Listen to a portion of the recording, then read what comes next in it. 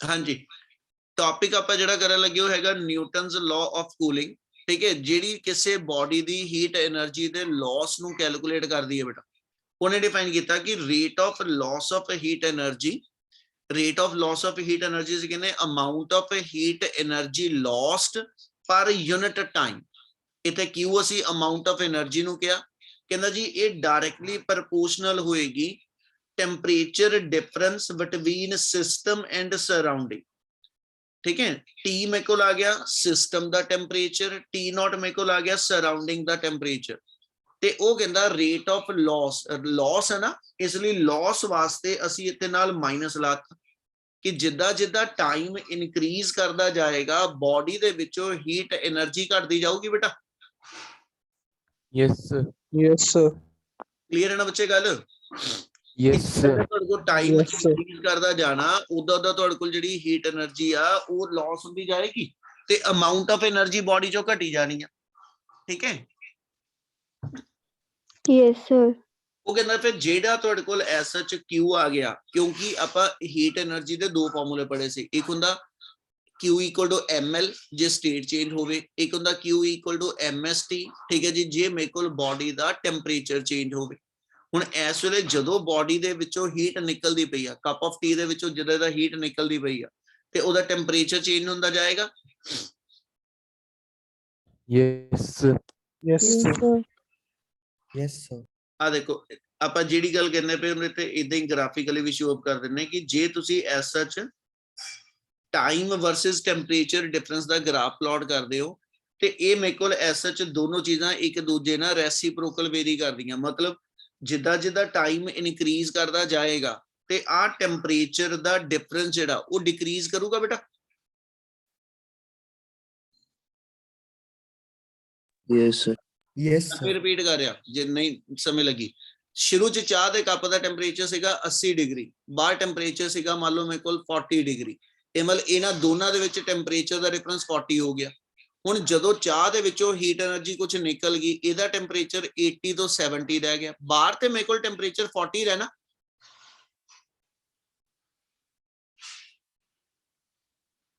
ਓਏ ਰਿਸਪੌਂਡ ਕਰਿਆ ਕਰੋ, ਗੱਲ ਸਮਝ ਲੱਗਦੀ ਪਈ? Yes sir. ਇਹਦਾ ਮਤਲਬ ਬਾਹਰ ਜੇ ਟੈਂਪਰੇਚਰ ਮੇਰੇ ਕੋਲ ਹੁਣ ਵੀ 40 ਰਿਹਾ, ਇਹਦਾ ਟੈਂਪਰੇਚਰ 70 ਤੇ ਅੱਗੇ 40 ਦਾ ਡਿਫਰੈਂਸ ਹੈਗਾ। ਹੁਣ ਇਹ 70 ਤੇ 40 ਦੇ ਹਿਸਾਬ ਨਾਲ 30 ਦਾ ਡਿਫਰੈਂਸ ਰਹਿ ਗਿਆ। ਇਹ ਚਾਹ ਦਾ ਟੈਂਪਰੇਚਰ ਜਿਹੜਾ 70 ਤੋਂ 60 ਰਹਿ ਗਿਆ। ਠੀਕ ਹੈ ਜੀ, ਬਾਹਰ 40 ਹੀ ਰਹਿਣਾ। ਇਮਲ ਟੈਂਪਰੇਚਰ ਦਾ ਡਿਫਰੈਂਸ ਜਿਹੜਾ ਵਾ ਉਹ 20 ਰਹਿ ਗਿਆ। ਇਮਲ ਕੰਟੀਨਿਊਸਲੀ ਟਾਈਮ ਦੇ ਇਨਕਰੀਜ਼ ਹੋਣ ਦੇ ਨਾਲ ਟੈਂਪਰੇਚਰ ਦਾ ਡਿਫਰੈਂਸ ਜਿਹੜਾ ਉਹ ਡਿਕਰੀਜ਼ ਕਰਦਾ ਜਾਏਗਾ। Yes sir. Yes sir. Yes sir. So ਇਹਦੀ ਕਰਵ ਮੇਰੇ ਕੋਲ ਜਿਹੜੀ ਉਹ ਹਾਈਪਰਬੋਲਿਕ ਟਾਈਪ ਆ ਜਾਏਗੀ ਕਿ ਜਿੱਦਾਂ ਜਿੱਦਾਂ ਟਾਈਮ ਇਨਕਰੀਜ਼ ਹੁੰਦਾ ਜਾਏਗਾ temperature difference will going on decreasing. ਇੱਕ ਵਾਪਸ ਇੱਥੇ ਫੇਰ ਆ ਰਿਹਾ। ਹੁਣ ਇੱਥੇ Q ਦੀ ਥਾਂ ਤੇ ਜੇ ਅਸੀਂ ਲਿਖੀਏ ਤੇ Q ਦਾ ਫਾਰਮੂਲਾ ਹੁੰਦਾ ms ਡੈਲਟਾ T। ਆਪਾਂ ਉਹਨੂੰ T ਲਿਖ ਕੇ ਚੱਲਦੇ ਪਏ।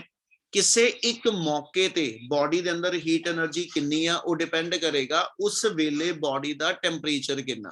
ਹੁਣ ਇਹ ਧਿਆਨ ਰੱਖ ਕੇ ਚੱਲਿਓ, ਸਮਾਲ t ਟਾਈਮ ਲਈ ਆ, ਕੈਪੀਟਲ T ਜਿਹੜਾ ਉਹ ਟੈਂਪਰੇਚਰ ਲਈ ਆ। ਇਸ ਲਈ ਆ Q ਦੀ ਵੈਲਿਊ ਜੇ ਮੈਂ ਇੱਥੇ ਭਰ ਦਵਾਂ ਤੇ ਮੇਰੇ ਕੋਲ ਆ ਗਿਆ -d/dt of mst।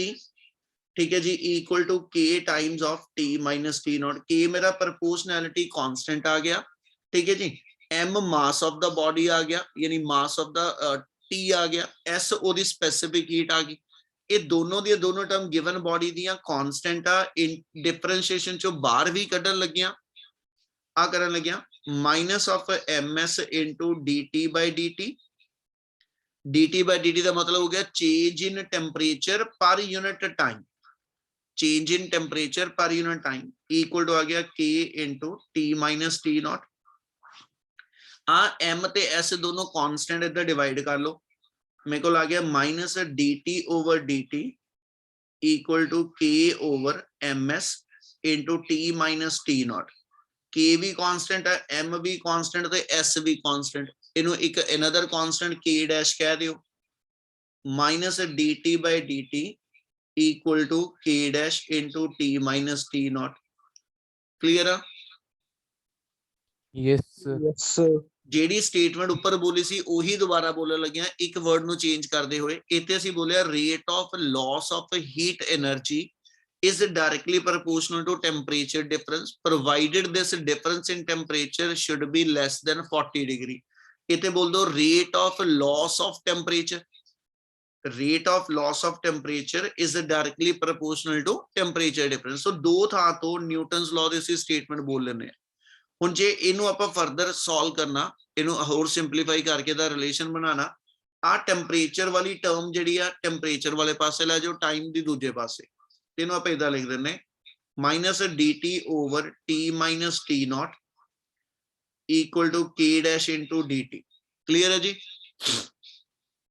yes sir, Yes, Yes, sir. sir. ਇਹਨੂੰ ਸ਼ੋ ਕਰਦਾ ਪਿਆ ਕਿ ਸਮਾਲ ਟਾਈਮ ਦੇ ਅੰਦਰ ਸਮਾਲ ਟੈਂਪਰੇਚਰ ਦੀ ਚੇਂਜ ਆਈ ਆ, ਤੇ ਜੇ ਮੈਂ ਇਦਾਂ ਦੀਆਂ ਸਾਰੀਆਂ ਚੇਂਜ ਇਕੱਠੀਆਂ ਕਰਨੀਆਂ, ਜਿੱਦਾਂ ਮੈਂ ਹੁਣੀ ਗੱਲ ਸ਼ੁਰੂ ਹੋਇਆ ਸੀ, ਚਾਹ ਦਾ ਇਨੀਸ਼ੀਅਲ ਟੈਂਪਰੇਚਰ 80 ਸੀ, ਹੌਲੀ ਹੌਲੀ ਹੌਲੀ ਹੌਲੀ ਹੌਲੀ ਹੌਲੀ ਚਾਹ ਦਾ ਟੈਂਪਰੇਚਰ 40 ਤੇ ਆ ਗਿਆ। ਜਦੋਂ ਚਾਹ ਵੀ 40 ਤੇ ਆ ਗਈ, ਬਾਹਰ ਸਰਾਊਂਡਿੰਗ ਵੀ 40 ਤੇ ਹੋ ਗਈ, ਹੁਣ ਕਿਆ ਹੀਟ ਟ੍ਰਾਂਸਫਰ ਹੋਊ? No, sir. No, sir. ਇਹਦਾ ਮਤਲਬ ਇਕੁਇਲਿਬ੍ਰੀਅਮ ਆ ਜਾਏਗਾ। ਉਹ ਕਹਿੰਦਾ ਜਦੋਂ Yes. ਇਕੁਇਲਿਬ੍ਰੀਅਮ ਆ ਗਿਆ, ਇਹਦਾ ਮਤਲਬ ਇੱਕ ਟੈਂਪਰੇਚਰ ਤੋਂ, ਯਾਨੀ ਮੰਨ ਲਓ 80 ਡਿਗਰੀ ਇਨੀਸ਼ੀਅਲ ਟੈਂਪਰੇਚਰ ਸੀਗਾ T ਦਾ, ਠੀਕ ਹੈ, ਤੇ ਫਾਈਨਲ ਟੈਂਪਰੇਚਰ ਉਹਦਾ 40 ਰਹਿ ਗਿਆ। ਇਹਦਾ ਮਤਲਬ ਇਨੀਸ਼ੀਅਲ T1 ਮੰਨ ਲਵਾਂ, ਫਾਈਨਲ T2। ਇਸ ਪੂਰੇ ਟੈਂਪਰੇਚਰ ਦੀ ਚੇਂਜ ਉਹਨੇ ਹੀਟ ਜਿਹੜੀ ਟੋਟਲ ਲਾਸ ਕੀਤੀ ਆ, ਜੇ ਮੈਂ ਉਹ ਕੱਢਣੀ, ਇਹਨੂੰ ਇੰਟੀਗ੍ਰੇਟ ਕਰ ਦਾਂਗੇ, ਠੀਕ ਹੈ, to calculate total change in temperature in a given time interval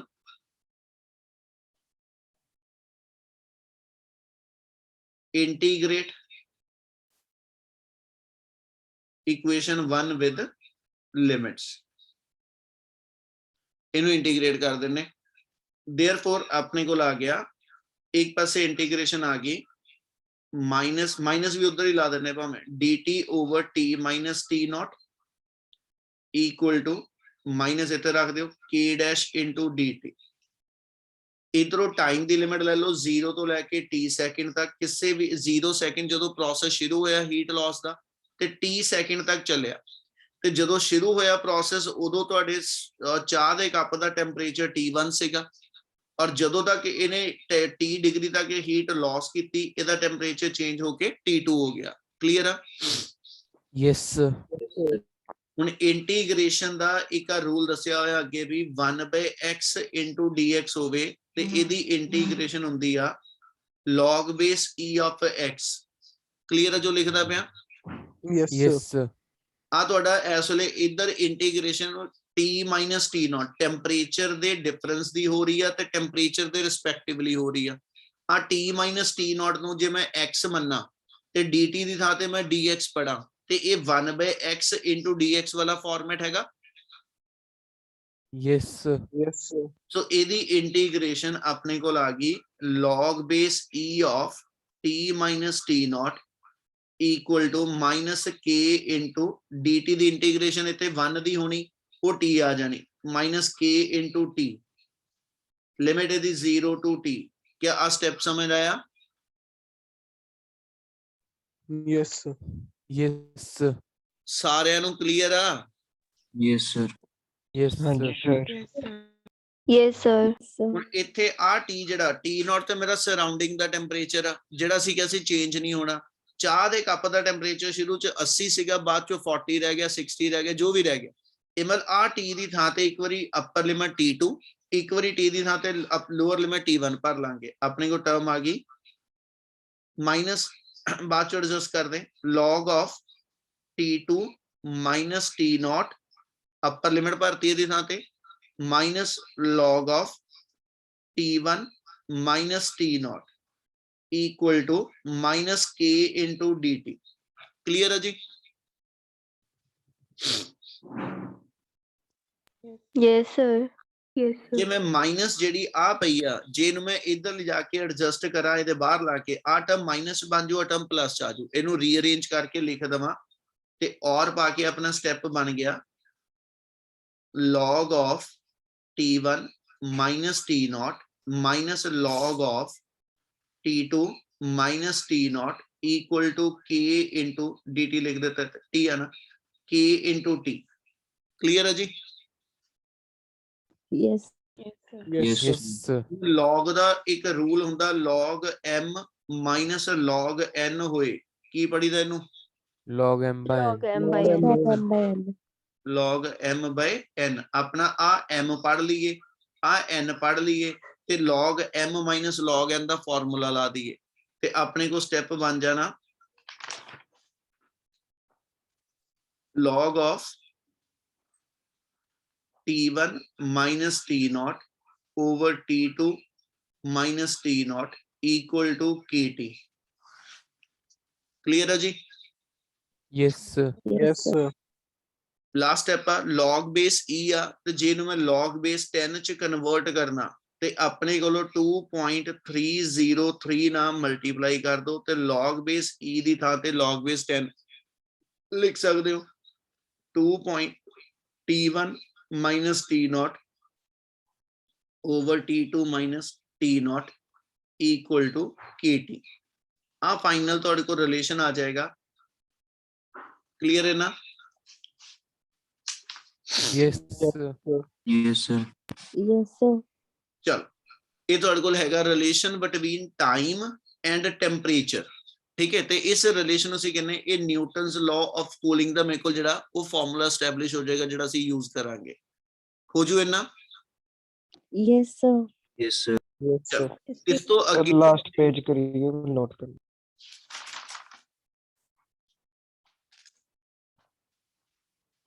ਕਰੋ ਨੋਟ। ਚਲੋ,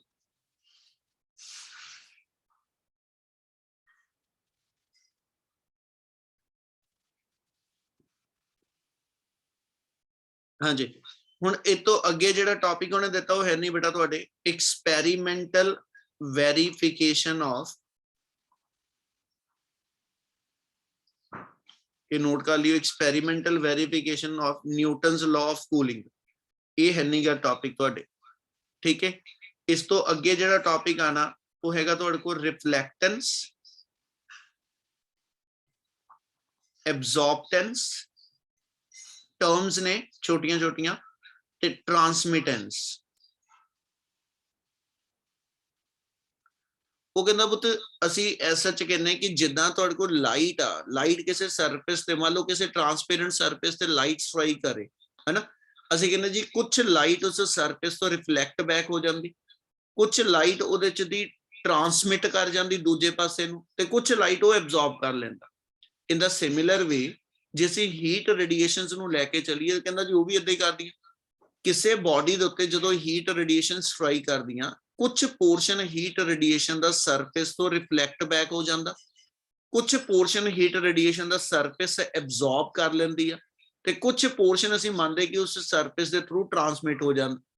ਮਤਲਬ ਮੰਨ ਲਓ ਇੱਕ ਸਲੈਬ ਆ, ਹਨਾ, ਉਹਦੇ ਵਿੱਚ ਜਦੋਂ ਉਹਦੇ ਤੇ ਮੈਂ ਹੀਟ ਰੇਡੀਏਸ਼ਨ ਸਟ੍ਰਾਈਕ ਕੀਤੀ, ਮੈਂ ਦੂਜੇ ਪਾਸੇ ਹੱਥ ਕੀਤਾ, ਮੈਂ ਨੋਟਿਸ ਕੀਤਾ ਇੱਧਰ ਵੀ ਸੇਕ ਹੈਗਾ।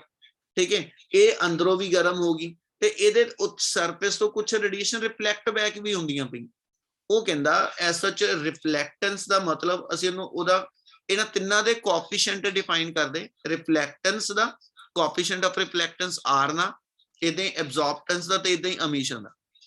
ਉਹ ਕਹਿੰਦਾ ਕਿਸੇ ਬੋਡੀ ਦੇ ਉੱਤੇ ਅਸੀਂ ਕਹਿੰਦੇ ਕਿ ਵੀ ਕਿੰਨੀ amount of energy reflect back ਹੋਈ out of the total energy incident. ਮੰਨ ਲਓ ਕਿਸੇ ਸਰਫੇਸ ਤੇ ਜਿਹੜੀਆਂ ਰੇਡੀਏਸ਼ਨ ਪੈਂਦੀਆਂ ਪਈਆਂ, ਆ ਸਰਫੇਸ ਹੋ ਗਈ, ਇੱਥੇ ਜਿਹੜੀ ਰੇਡੀਏਸ਼ਨ ਸਟ੍ਰਾਈਕ ਕਰ ਰਹੀਆਂ, ਰੇਡੀਏਸ਼ਨ ਦੀ ਟੋਟਲ એનર્ਜੀ Q ਆ, ਉਹਦੇ ਵਿੱਚੋਂ ਕੁਝ ਰੇਡੀਏਸ਼ਨ ਇਹਨੇ ਰਿਫਲੈਕਟ ਬੈਕ ਕਰਤੀਆਂ, ਕੁਝ ਰੇਡੀਏਸ਼ਨ ਇਸ ਬੋਡੀ ਨੇ ਐਬਜ਼ੌਰਬ ਕਰ ਲਈਆਂ, ਤੇ ਕੁਝ ਰੇਡੀਏਸ਼ਨ ਇਹਦੇ ਵਿੱਚੋਂ ਟਰਾਂਸਮਿਟ ਹੋ ਗਈਆਂ। ਉਹ ਕਹਿੰਦਾ ਜੀ ਆਊਟ ਆਫ ਦਾ ਟੋਟਲ ਕਿੰਨੀ amount of energy reflect back ਹੋਈ। ਠੀਕ ਹੈ, ਇਹ ਰੇਸ਼ੋ ਜਿਹੜੀ ਆ ਇਹ ਕੋਐਫੀਸ਼ੀਐਂਟ ਆਫ ਰਿਫਲੈਕਟੈਂਸ ਨੂੰ ਡਿਫਾਈਨ ਕਰ ਦੇਗੀ। ਜੇ ਮੈਂ ਕੋਐਫੀਸ਼ੀਐਂਟ ਆਫ ਐਬਜ਼ੌਰਪਟੈਂਸ ਕੱਢਾਂ, ਉਹ ਆ ਜਾਊਗਾ ਕਿੰਨੀ amount of energy absorb per unit ਕਿੰਨੀ amount of energy incident. Similarly transmittance ਆ ਜਾਏਗਾ, ਕਿੰਨੀ ਅਮਾਉਂਟ ਆਫ એનર્ਜੀ ਟਰਾਂਸਮਿਟ ਹੋ ਰਹੀ ਆ out of the total energy incident. ਕਿਆ ਤਿੰਨ term clear? Yes, sir. Yes, sir. ਉਹ ਕਹਿੰਦਾ ਹੁਣ ਜੇ ਅਸੀਂ ਐਸ ਚ ਬੋਡੀ ਦੀ ਟੋਟਲ એનર્ਜੀ ਕੱਢੀਏ, ਹਨਾ, ਤਿੰਨਾਂ ਨੂੰ ਐਡ ਕਰ ਦਿਓ, R plus A plus T add ਕਰਾਂ ਤੇ ਮੇਰੇ ਕੋਲ ਆ ਗਿਆ Q R by Q plus QA by Q plus QT by Q। ਇਹ ਮਤਲਬ R plus A plus T the value QR plus QA plus QT over Q ਆ ਗਈ। ਕਲੀਅਰ ਹੈ ਨੀ ਗੱਲ? yes sir, Yes, sir. ਇਸ body ਨੇ ਇਸ ਰੇਡੀਏਸ਼ਨ ਦੇ ਸੋਰਸ ਨੇ ਜਿਹੜੀ ਟੋਟਲ એનર્ਜੀ Q ਦਿੱਤੀ ਸੀ ਉਹ ਤਿੰਨ ਪਾਰਟ 'ਚ ਅਸੀਂ ਯੂਜ਼ ਕੀਤੀ ਨਾ।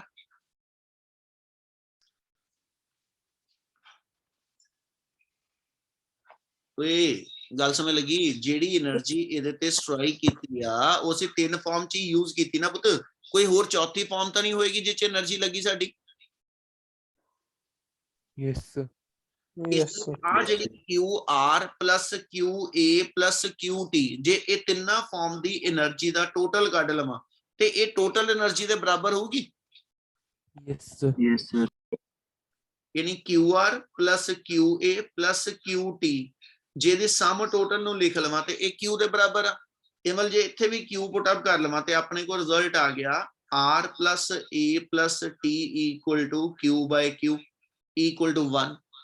ਇਹਦਾ ਮਤਲਬ ਇਹ ਹੋ ਗਿਆ ਕਿ ਜਿਹੜੀ ਤੁਹਾਡੀ ਟੋਟਲ ਅਮਾਉਂਟ ਆਫ એનર્ਜੀ ਉਹ ਤਿੰਨ ਫਾਰਮ ਦੇ ਵਿੱਚ ਐਡ ਕਰੀਏ ਤੇ ਉਹ ਟੋਟਲ ਯੂਨਿਟੀ ਦੇ ਬਰਾਬਰ ਆ ਗਈ।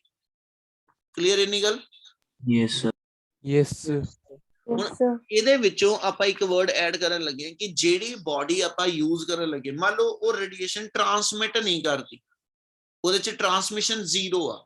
ਯਾਨੀ ਜੇ ਇਹਦੇ ਵਿੱਚ ਅਸੀਂ ਆ ਕਹਿ ਦਈਏ ਇਫ T equal to 0 ਤੇ ਇਹਦਾ ਮਤਲਬ R plus A equal to 1 ਆ ਗਿਆ ਤੇ ਇਹਦਾ ਮਤਲਬ R equal to 1 minus A ਆਜੂ। Yes, sir. ਇਹਦਾ ਹੁਣ ਮਤਲਬ ਸਮਝੋ ਕੀ ਆ।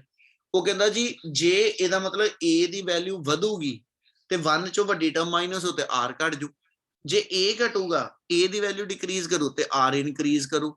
ਇਹਦਾ ਮਤਲਬ ਇਹ ਹੋ ਗਿਆ ਕਿ ਜਿੰਨੀ ਕਿਸੇ ਬਾਡੀ ਦੀ ਐਬਜ਼ੌਰਬ ਕਰਨ ਦੀ ਐਬਿਲਿਟੀ ਜ਼ਿਆਦਾ ਹੋਏਗੀ ਉਹ ਰਿਫਲੈਕਟ ਘੱਟ ਕਰਦੀ ਆ ਤੇ ਜਿੰਨੀ ਉਹਦੀ ਐਸਐਚ ਐਬਜ਼ੌਰਬ ਕਰਨ ਦੀ ਐਬਿਲਿਟੀ ਘੱਟ ਹੋਏਗੀ ਉਹ ਰਿਫਲੈਕਟ ਜ਼ਿਆਦਾ ਕਰਦੀ ਆ। ਹੁਣ ਆਪਾਂ ਗਰਮੀਆਂ ਦੇ ਵਿੱਚ ਕਹਿੰਦੇ ਜੀ ਲਾਈਟ ਕੱਪੜੇ ਪਾਵੋ ਹਨਾ, ਕਿਉਂ? ਕਿਉਂਕਿ ਜਿਹੜੀ ਸੋਲਰ ਰੇਡੀਏਸ਼ਨ ਤੁਹਾਡੇ ਤੇ ਪੈਂਦੀਆਂ ਪਈਆਂ ਤੇ ਗਰਮੀਆਂ 'ਚ ਕੀ ਆ ਕਿ ਸੇਕ ਬਹੁਤ ਹੁੰਦਾ ਤੇ ਜੇ ਮੈਂ ਕਾਲੇ ਰੰਗ ਦਾ ਕੱਪੜਾ ਪਾਉਂਗਾ ਤੇ ਉਹ ਗੁੱਡ ਐਬਜ਼ੌਰਬਰ ਆ, ਉਹ ਰੇਡੀਏਸ਼ਨ ਨੂੰ ਐਬਜ਼ੌਰਬ ਕਰਦਾ ਤੇ ਜੇ ਉਹ ਰੇਡੀਏਸ਼ਨ ਐਬਜ਼ੌਰਬ ਕਰ ਰਿਹਾ ਤੇ ਇਹਦੇ ਨਾਲ ਮੈਨੂੰ ਉਹ ਐਸਐਚ ਕਹਿੰਦਾ ਜੀ ਗਰਮੀ ਜ਼ਿਆਦਾ ਲੱਗੂਗੀ ਹਨਾ। ਤੇ ਜੇ ਮੈਂ ਲਾਈਟ ਕਲਰ ਦਾ ਕੱਪੜਾ ਪਾਣਾ ਤੇ ਉਹ ਐਬਜ਼ੌਰਬ ਘੱਟ ਕਰਦਾ ਰਿਫਲੈਕਟ ਜ਼ਿਆਦਾ ਕਰਦਾ।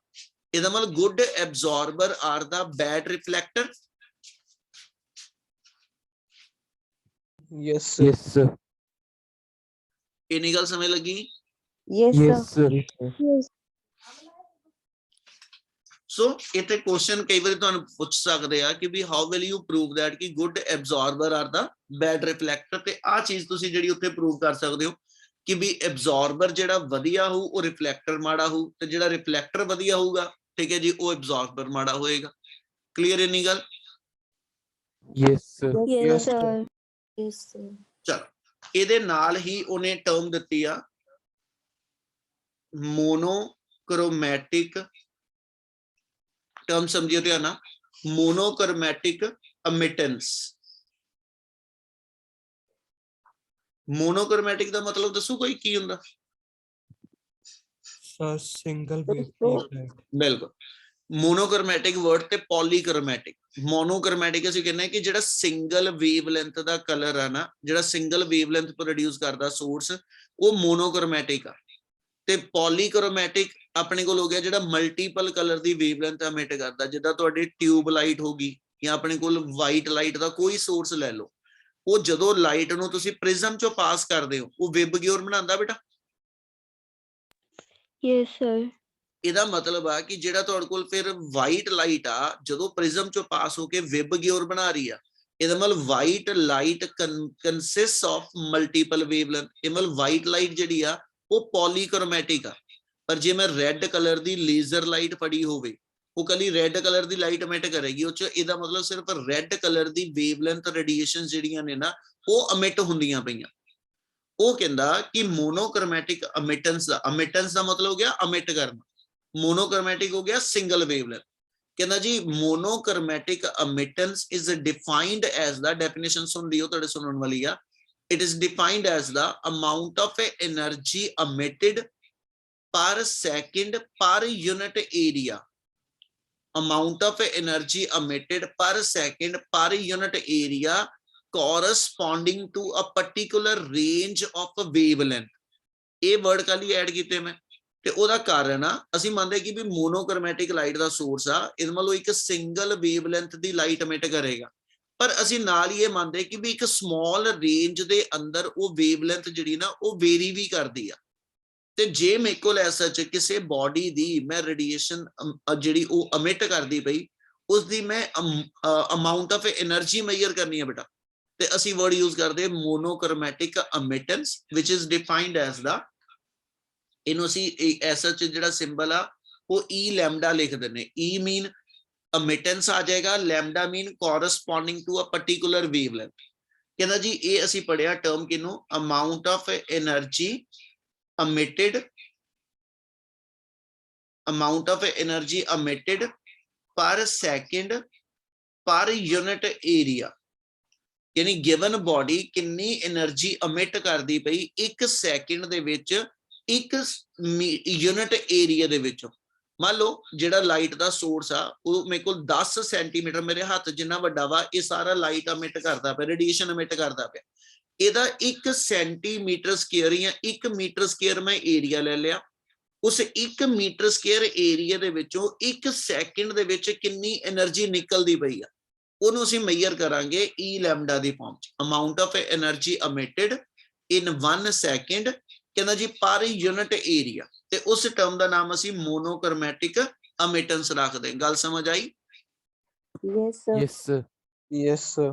ਇਹਦੇ Yes, sir. ਨਾਲ ਹੀ ਉਹਨੇ ਇੱਕ ਟਰਮ ਦੇ ਦਿੱਤੀ ਟੋਟਲ ਅਮਿਟੈਂਸ। ਟੋਟਲ ਅਮਿਟੈਂਸ ਔਰ ਕੱਲ ਸ਼ੁਕਲਾ ਜੀ ਨੇ ਪੁੱਛਿਆ ਸੀ ਅਮਿਸਿਵ ਪਾਵਰ, ਦੋਨੋਂ ਚੀਜ਼ਾਂ ਇੱਕੋ ਦੇ ਨਾਮ ਆ। ਆਪਾਂ ਉੱਪਰ ਗੱਲ ਕੀਤੀ ਆ ਇੱਕ ਪਾਰਟਿਕੂਲਰ ਵੇਵਲੈਂਥ ਦੀ, ਪਰ ਜੇ ਮੇਰੀ ਬਾਡੀ ਹਰ ਪੋਸੀਬਲ ਵੇਵਲੈਂਥ ਦੀ ਰੇਡੀਏਸ਼ਨ ਅਮਿਟ ਕਰੇ ਯੂਨਿਟ ਏਰੀਆ ਚੋਂ ਯੂਨਿਟ ਟਾਈਮ ਦੇ ਅੰਦਰ, ਤੇ ਉਸ ਟਰਮ ਦਾ ਨਾਮ ਟੋਟਲ ਅਮਿਟੈਂਸ ਸਨ ਹੋ ਗਿਆ। ਅਸੀਂ ਕਹਿੰਦੇ ਸਨ ਦਾ ਟੋਟਲ ਏਰੀਆ ਜਿਹੜਾ ਮੰਨ ਲਓ ਮੇਰੇ ਕੋਲ ਬਹੁਤ ਜ਼ਿਆਦਾ ਹੈਗਾ ਹਨਾ, ਅਸੀਂ ਕਹਿੰਦੇ ਉਹਦੇ ਵਿੱਚੋਂ 1 centimetre square 1 metre square area ਨੇ 1 ਸੈਕਿੰਡ ਚ ਜਿੰਨੀ એનર્ਜੀ ਅਮਿਟ ਕੀਤੀ ਆ ਉਹਦਾ ਨਾਮ ਤੇ ਸੀਗਾ ਮੋਨੋਕ੍ਰੋਮੈਟਿਕ ਅਮਿਟੈਂਸ। ਪਰ ਸਨ ਸਾਨੂੰ ਪਤਾ ਕਿ ਹਰ ਪੋਸੀਬਲ ਵੇਵਲੈਂਥ ਦੀਆਂ ਰੇਡੀਏਸ਼ਨ ਅਮਿਟ ਕਰਦਾ, 0 ਵੇਵਲੈਂਥ ਤੋਂ ਲੈ ਕੇ ਇਨਫਿਨਿਟੀ ਤੱਕ ਹਰ ਪੋਸੀਬਲ ਵੇਵਲੈਂਥ ਦੀ ਰੇਡੀਏਸ਼ਨ ਉਹਨੇ ਅਮਿਟ ਕਰਨੀ ਆ। ਤੇ ਜਿਵੇਂ ਉਹ ਸਾਰੀਆਂ ਰੇਡੀਏਸ਼ਨਸ ਜਿਹੜੀਆਂ 0 ਤੋਂ ਲੈ ਕੇ ਇਨਫਿਨਿਟੀ ਤੱਕ ਦੀ ਵੇਵਲੈਂਥ ਦੀਆਂ ਉਹ ਅਮਿਟ ਕਰਦਾ ਪਿਆ, ਉਹ ਸਾਰੀਆਂ ਦੀ ਟੋਟਲ એનર્ਜੀ ਮੈਜ਼ਰ ਕਰਨੀ ਹੋਵੇ ਤੇ ਵਰਡ ਯੂਜ਼ ਹੁੰਦਾ ਟੋਟਲ ਅਮਿਟੈਂਸ। ਗੱਲ ਸਮਝ ਆਈ? Yes, sir. Yes, sir. Yes, sir. Symbol ਇਹਦਾ ਵੀ ਈ ਆ, ਪਰ ਇਹਦੇ ਪੈਰ ਚ ਲੈਮਡਾ ਨਹੀਂ ਪਾਉਂਗਾ। ਲੈਮਡਾ ਦਾ ਸੀਗਾ ਕੋਰਸਪੋਂਡਿੰਗ ਟੂ ਪਾਰਟਿਕੂਲਰ ਵੇਵਲੈਂਥ। ਇਹਨੂੰ ਅਸੀਂ ਲਿਖ ਦਿੰਨੇ ਕਿ ਜਿਹੜੀ ਤੁਸੀਂ ਆ ਇੱਕ ਪਾਰਟਿਕੂਲਰ ਵੇਵਲੈਂਥ ਦੀ એનર્ਜੀ ਮੈਜ਼ਰ ਕੀਤੀ ਹਨਾ, ਇਦਾਂ ਦੀਆਂ ਜਿੰਨੀਆਂ ਵੀ ਪਾਰਟਿਕੂਲਰ ਵੇਵਲੈਂਥ ਨੇ, ਠੀਕ ਹੈ ਜੀ, ਇਹਨਾਂ ਸਾਰੀਆਂ ਵੇਵਲੈਂਥ ਦੀ ਇਹਨਾਂ ਸਾਰੀ ਅਮਾਉਂਟ ਆਫ એનર્ਜੀ ਦੀ ਜਿਹੜੀ ਕੋਰਸਪੋਂਡਿੰਗ ਟੂ ਗਿਵਨ ਵੇਵਲੈਂਥ ਆ ਉਹਦੀ ਇੰਟੀਗ੍ਰੇਸ਼ਨ ਕਰ ਦੋ 0 ਤੋਂ ਲੈ ਕੇ ਇਨਫਿਨਿਟੀ ਤੱਕ। ਇਹ ਜਿਹੜੀ ਟੋਟਲ ਅਮਾਉਂਟ ਆਫ એનર્ਜੀ ਆਏਗੀ ਫॉर ਆਲ ਪੋਸੀਬਲ ਵੇਵਲੈਂਥ, ਤੇ ਇਹਨੂੰ ਅਸੀਂ ਨਾਮ ਦੇ ਦਿੰਨੇ ਇਹ ਮੇਰੀ ਟੋਟਲ ਅਮਿਟੈਂਸ ਆ ਜਾਊਗੀ। ਕਲੀਅਰ ਆ? Yes, sir. Yes, sir. ਕੋਈ ਸਾਰਿਆਂ ਨੂੰ ਕਲੀਅਰ ਆ? ਕਸ਼ਿਸ਼ ਕਲੀਅਰ ਇੰਨੀ ਗੱਲ ਬੇਟਾ? ਸਨੇਹਾ ਜੀ ਸਮਝ ਲੱਗਿਆ? Yes, sir. ਚਲ ਇਹ ਸੈਕਿੰਡ ਟਰਮ ਆ ਗਈ। ਤੀਜੀ ਇੱਕ ਟਰਮ ਇਹਦੇ ਨਾਲ ਹੋਰ ਜੁੜ ਜਾਂਦੀ, ਉਹਨੂੰ ਅਸੀਂ ਨਾਮ ਦਿੰਨੇ ਅਮਿਸਿਵਿਟੀ। ਅਮਿਸਿਵਿਟੀ ਇਹਦਾ ਸਿੰਬਲ ਜਿਹੜਾ ਆ ਈ ਟਾਈਪ ਆਨੇ, ਇਹਨੂੰ ਐਪਸਾਈਲਮ ਬੋਲਦੇ ਆ ਸਿੰਬਲ ਨੂੰ, ਐਪਸਾਈਲਮ। ਠੀਕ ਹੈ ਜੀ। ਅਮਿਸਿਵਿਟੀ ਕੀ ਆ? ਉਹ ਕਹਿੰਦਾ ਜੀ ਸਾਨੂੰ ਇਹ ਪਤਾ ਸਭ ਤੋਂ ਵਧੀਆ ਐਬਜ਼ੌਰਬਰ ਕੌਣ ਆ। ਅਸੀਂ ਕਿਹਾ ਜੀ ਪਰਫੈਕਟ ਬਲੈਕ ਬਾਡੀ। ਉਹ ਕਹਿੰਦਾ ਕਿਸੇ ਪਰਫੈਕਟ ਬਲੈਕ ਬਾਡੀ ਨੇ ਜਦੋਂ ਰੇਡੀਏਸ਼ਨ ਅਮਿਟ ਕੀਤੀਆਂ ਹਨਾ, ਤੇ ਉਹਦੇ ਕੋਰਸਪੋਂਡਿੰਗ ਕਿਸੇ ਆਰਡੀਨਰੀ ਬਾਡੀ ਨੇ ਜਦੋਂ ਰੇਡੀਏਸ਼ਨ ਅਮਿਟ ਕੀਤੀਆਂ, ਉਹਨਾਂ ਦੋਨਾਂ radiation the wave amount of energy ਦੀ ਜੋ ਰੇਸ਼ੋ ਹੋਏਗੀ ਉਹਨੂੰ ਅਸੀਂ ਨਾਮ ਦਿੰਦੇ ਅਮਿਸਿਵਿਟੀ। ਆਹੀ ਚੀਜ਼ ਉੱਪਰ ਵਾਲੀ ਕਿ this is the amount of energy emitted by ordinary body। ਜਿੰਨੀ ਇਹ ordinary body the amount of energy emit ਹੋਈ ਆ, ਇਹ ਐਸ ਚ ਕੰਪੇਅਰ ਕਰਾਂਗੇ ਕਿਸੇ ਪਰਫੈਕਟ ਬਲੈਕ ਬਾਡੀ ਨੇ ਜਿੰਨੀ એનર્ਜੀ ਉਸੇ ਵੇਵਲੈਂਥ ਤੇ ਅਮਿਟ ਕੀਤੀ ਹੈ, ਮਤਲਬ ਕਿਸੇ ਪਾਰਟਿਕੂਲਰ ਵੇਵਲੈਂਥ ਤੇ, ਠੀਕ ਹੈ, ਜੇ ਕੋਈ ਆਰਡੀਨਰੀ ਬਾਡੀ ਰੇਡੀਏਸ਼ਨ ਅਮਿਟ ਕਰਦੀ ਉਹਦੀ ਅਮਾਉਂਟ ਆਫ એનર્ਜੀ ਮੈਜ਼ਰ ਕਰ ਲਓ, ਤੇ ਸੇਮ ਕਹਿੰਦਾ ਜੀ ਵੇਵਲੈਂਥ ਦੇ ਕੋਰਸਪੋਂਡਿੰਗ ਪਰਫੈਕਟ ਬਲੈਕ ਬਾਡੀ ਨੇ ਜਿਹੜੀ એનર્ਜੀ ਅਮਿਟ ਕੀਤੀ ਉਹ ਮੈਜ਼ਰ ਕਰ ਲਓ। ਇਹਨਾਂ ਦੋਨਾਂ ਦੀ ਰੇਸ਼ੋ ਜਿਹੜੀ ਹੋਏਗੀ ਉਹਨੂੰ ਅਸੀਂ ਨਾਮ ਦਿੰਦੇ ਹਾਂ ਐਮਿਸਿਵਿਟੀ। ਔਰ perfect black body the amount of energy ਅਮਿਟ ਕਰਨ ਦੀ ਟੈਂਡੈਂਸੀ ਜ਼ਿਆਦਾ ਹੋਵਾ, ਇਸ ਕਰਕੇ ਆ ਰੇਸ਼ੋ ਜਿਹੜੀ ਹੋਏਗੀ ਇਹ ਚ ਨਿਊਮੀਨੇਟਰ ਹਮੇਸ਼ਾ ਡਿਨੋਮੀਨੇਟਰ ਤੋਂ ਛੋਟਾ ਵਾ, ਇਹਦੀ ਵੈਲਿਊ ਐਮਿਸਿਵਿਟੀ ਦੀ ਹਮੇਸ਼ਾ 0 ਤੋਂ 1 ਦੇ ਵਿੱਚ ਲਾਈ ਕਰੇ। ਕਲੀਅਰ ਹੈ ਜੀ? Yes, sir. Yes, sir. ਹੁਣ Yes, ਜਿੱਦਾਂ sir. ਆਪਾਂ ਮੋਨੋਕ੍ਰੋਮੈਟਿਕ ਅਮਿਟੈਂਸ ਕਹੀ, ਇਦਾਂ ਹੀ ਇੱਕ ਟਰਮ ਤੁਹਾਨੂੰ ਹੋਰ ਮਿਲ ਜਾਏਗੀ ਮੋਨੋਕ੍ਰੋਮੈਟਿਕ ਐਬਜ਼ੌਰਪਟੈਂਸ। ਹੁਣ ਜਦੋਂ ਮੰਨ ਲਓ ਸਨ ਨੇ ਰੇਡੀਏਸ਼ਨ ਅਮਿਟ ਕੀਤੀਆਂ, ਠੀਕ ਹੈ ਜੀ, ਤੇ ਅਰਥ ਉਹਨੂੰ ਰਿਸੀਵ ਕਰਦੀ ਪਈ, ਇਹਦਾ ਮਤਲਬ ਆ ਉਹ ਅਮਿਟਰ ਹੋ ਗਿਆ ਸਨ ਜਿਹੜਾ, ਤੇ ਅਰਥ ਐਬਜ਼ੌਰਬਰ ਹੋ ਗਈ। ਇਹੀ ਸੇਮ ਡੈਫੀਨੇਸ਼ਨ ਜਿੱਥੇ ਅਮਾਉਂਟ ਆਫ એનર્ਜੀ ਅਮਿਟਡ ਲਿਖਦੇ ਆ ਉੱਥੇ ਲਿਖ ਦਿਓ ਅਮਾਉਂਟ ਆਫ એનર્ਜੀ ਐਬਜ਼ੌਰਬਡ ਪਰ ਸੈਕਿੰਡ ਪਰ ਯੂਨਿਟ ਏਰੀਆ, ਉਹਨੂੰ ਅਸੀਂ ਨਾਮ ਦੇ ਦਿੰਦੇ ਉਹ ਮੋਨੋਕ੍ਰੋਮੈਟਿਕ ਐਬਜ਼ੌਰਪਟੈਂਸ ਆ ਜਾਏਗਾ ਕੋਰਸਪੋਂਡਿੰਗ ਟੂ ਪਾਰਟਿਕੂਲਰ ਵੇਵਲੈਂਥ। ਹੋ ਜੂ ਇਹ ਟਰਮ? Yes, sir. ਜਿੱਥੇ E Yes, lambda sir. A lambda ਲੈ ਲਾਂਗੇ, ਐਬਜ਼ੌਰਪਟੈਂਸ ਲਈ A ਲਿਖ ਲਾਂਗੇ, ਐਮਿਟੈਂਸ ਲਈ ਆਪਾਂ E ਲਿਖਿਆ। ਕਲੀਅਰ ਇਹ ਟਰਮ ਸਾਰੀਆਂ ਜਿੰਨੀਆਂ ਦੱਸਦਾ ਪਿਆ ਬੇਟਾ? Yes, sir. Yes, sir. Yes, sir. ਚਲ ਮੈਨੂੰ ਕੱਲ ਆਪਾਂ ਜਿੰਨਾ ਕੀਤਾ, ਠੀਕ ਹੈ, ਇੱਥੇ ਰੋਕ ਰਹੇ ਹੁਣ। ਮੈਨੂੰ ਕੱਲ ਨੂੰ ਇੱਕ ਵਾਰੀ ਦੱਸੋਗੇ ਇਸ ਤੋਂ ਇਲਾਵਾ ਤੁਹਾਨੂੰ ਇਸ ਚੈਪਟਰ ਚੋਂ ਕਿਹੜਾ ਕਿਹੜਾ ਟੌਪਿਕ ਕਰਾਇਆ ਹੋਇਆ, ਕੱਲ ਮੈਨੂੰ Yes, ਕਲੀਅਰ ਹੋਣੀ sir. ਚਾਹੀਦੀ ਹੈ ਚੀਜ਼। ਓਕੇ Yes, ਬੇਟਾ? sir.